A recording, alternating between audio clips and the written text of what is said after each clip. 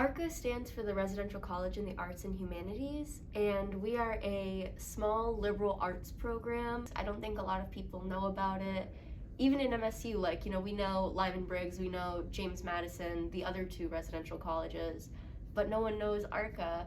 And it's a little disheartening when you try and share your RCAH experience and people don't know about it and are a little bit confused about it or just don't care, because I think it's a really important part of MSU, and I think a lot of students could benefit from recognizing what RCAH is. We really try and focus on like cross-cultural ties, whether that's home or abroad. I've done prison yoga, I've worked at an elementary school. Not only do we work with like other Lansing communities, but we work, in different continents, which is pretty cool.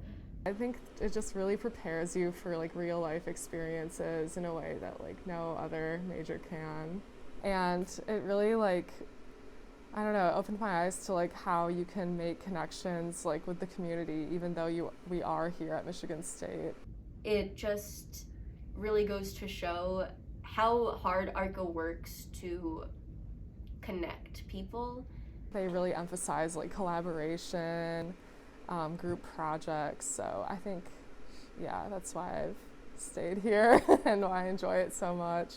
It really feels like a home and like a place where you can discover what you want to learn.